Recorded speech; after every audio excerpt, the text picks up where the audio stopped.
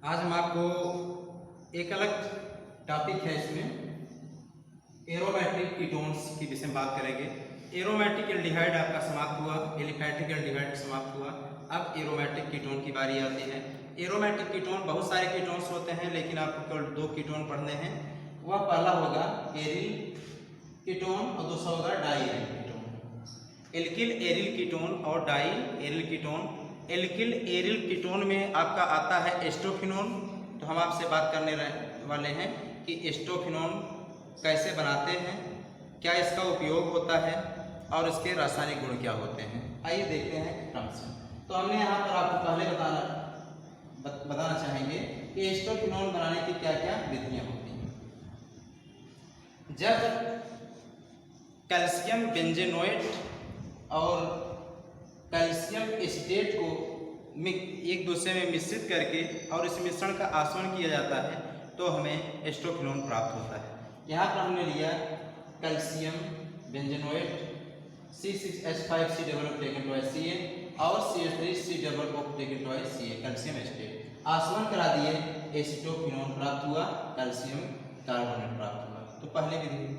दूसरी विधि है कि जब हम बेंजीन का फ्रीडल-क्राफ्ट एल्कलीकरण करते हैं।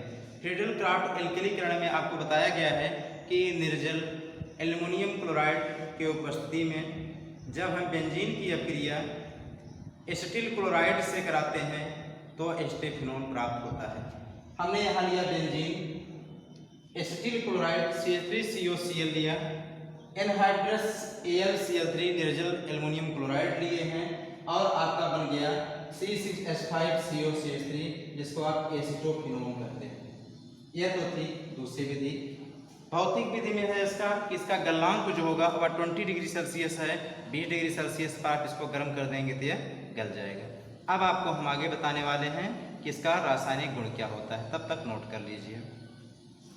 चलिए अब हम आपको केमिकल प्रॉपर्टी C6H5COCl3 एस्टोफिनोन हम आपको बात कर रहे हैं। तो अपचयन पहला इसका रासायनिक गुण में, दूसरा ऑक्सीकरण, तीसरा हैलोजनीकरण, चौथा इसमें होगा आयोडोफॉर्म परीक्षण।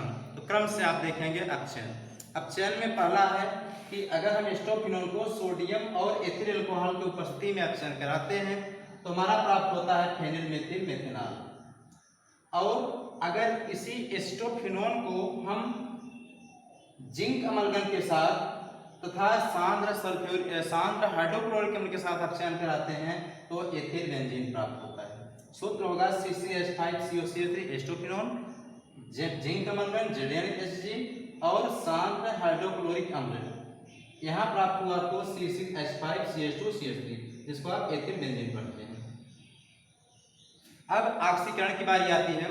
ऑक्सीकरण में पोटेशियम परमैंगनेट की उपस्थिति में जब नवजात ऑक्सीजन से हम अभिक्रिया कराते हैं तो हमें प्राप्त होता है फेनिल ग्लाइकोऑक्सिलिक अम्ल। और फेनिल ग्लाइकोऑक्सिलिक अम्ल का पुनः ऑक्सीकरण कराने पर हमें बेंजोइक अम्ल प्राप्त होता है। हम आपको पहले बताए हैं किसी भी कार्बनिक यौगिक में जब अपचयन और ऑक्सीकरण की बात आए तो अपचयन में सदैव हम नवजात हाइड्रोजन, ऑक्सीकरण में नवजात ऑक्सीजन का उपयोग करते हैं। अब यहाँ पर हैलोजनीकरण में ब्रोमीन के साथ अभिक्रिया हम आपको दिखा रहे हैं। ईथर की उपस्थिति में 0 डिग्री सेल्सियस ताप पर एस्टोफिनोन से क्रिया करके यह फेनेसिल ब्रोमाइड बनाता है और हाइड्रोजन ब्रोमाइड मुक्त हो जाता है। आयोडोफॉर्म परीक्षण। यदि हम एस्टोफिनोन को सोडियम हाइड्रोक्साइड व आयोडीन के मिश्रण के साथ गर्म करें तो हमें पीले रंग का अवक्षेप प्राप्त होता है। यह अवक्षेप आयोडोफॉर्म के बनने के कारण होता है और यह पुष्टि करता है कि इसमें आयोडोफॉर्म उपस्थित है और इसके अतिरिक्त लवण, सोडियम आयोडाइड और कुछ मात्रा में जलवाष्प भी आपको प्राप्त होगा। यह तो था